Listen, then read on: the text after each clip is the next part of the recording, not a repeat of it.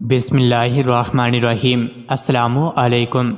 روزانہ واقعات سننے کے لیے اس چینل کو سبسکرائب کریں۔ حضرت سیدنا ابو عبد الرحمن فاروق رحمۃ اللہ علیہ بنو امیہ کے دور خلافت میں سرحدوں کی حفاظت کے لیے خراسان گئے۔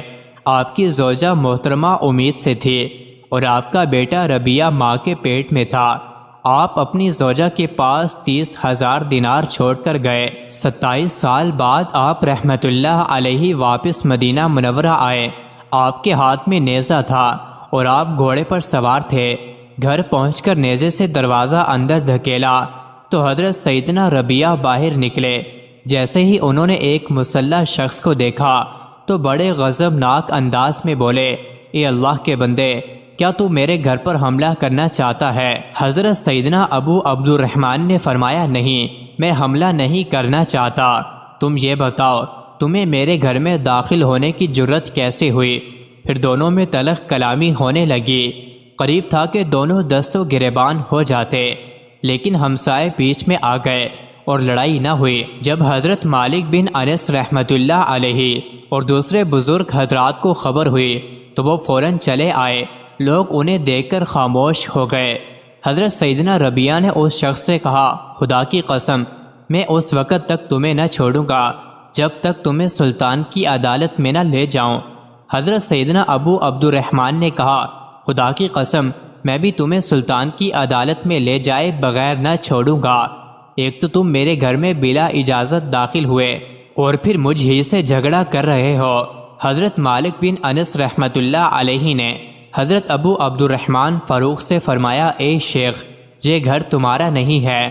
آپ نے فرمایا، میرا نام ابو عبد الرحمن فاروق ہے اور یہ میرا ہی گھر ہے۔ یہ سن کر آپ کی زوجہ محترمہ جو دروازے کے پیچھے ساری گفتگو سن رہی تھی، وہ باہر آئی اور کہا، یہ میرا شوہر ہے اور یہ ان کا بیٹا ہے۔ جس وقت یہ جہاد پر گئے تھے تو ربیہ میرے پیٹ میں تھا۔ یہ سن کر دونوں باپ بیٹے گلے ملے اور ان کی آنکھوں سے خوشی کے آنسو جھلک پڑے۔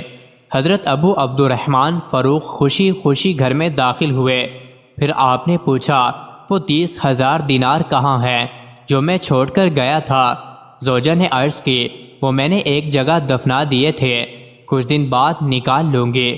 پھر حضرت سیدنا ربیہ رحمۃ اللہ علیہ مسجد چلے گئے اور اپنے حلقہ درس میں بیٹھ گئے۔ حضرت مالک بن انس، حسین بن زید ابن ابی لیلہ اور مدینہ کے دوسرے معزز حضرات آپ کے ارد گرد بیٹھ گئے۔ پھر آپ درس حدیث دینے لگے۔ حضرت ابو عبد الرحمن فاروق بھی زوجہ کے کہنے پر مسجد نبوی چلے گئے۔ وہاں آپ نے دیکھا کہ حلقہ لگا ہوا ہے اور ایک نوجوان لوگوں کو درس دے رہا ہے۔ آپ قریب جا کر بیٹھ گئے۔ حضرت ربیہ نے اپنا سر تھوڑا سا نیچے کر لیا۔ حضرت ابو عبد الرحمن ان کو پہچان نہ سکے۔ آپ نے لوگوں سے پوچھا، یہ کون صاحب ہیں جو علم کے موتی لٹا رہے ہیں؟ لوگوں نے بتایا، یہ ربیہ بن ابو عبد الرحمن ہے۔ یہ سن کر آپ بے حد خوش ہوئے اور فرمایا، اللہ رب العزت نے میرے بیٹے کو کیسا عظیم مرتبہ عطا فرمایا۔ پھر آپ خوشی خوشی گھر تشریف لائے اور اپنی زوجہ سے فرمایا، میں نے تمہارے لختے جگر کو آج ایسے عظیم مرتبے پر فائز دیکھا کہ اس سے پہلے میں نے کسی علم والے کو ایسے مرتبے پر نہیں دیکھا۔ وہ تو علم کے موتی لٹانے والا سمندر ہے۔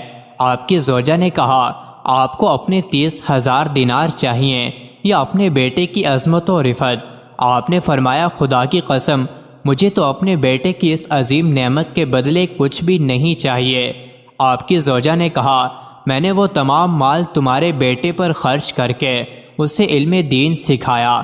یہ سن کر آپ نے فرمایا، خدا کی قسم، تم نے مال ضائع نہیں کیا بلکہ بہت اچھی جگہ خرچ کیا ہے۔ مزید ایسی ہی ویڈیوز کے لیے چینل کو ضرور سبسکرائب کریں۔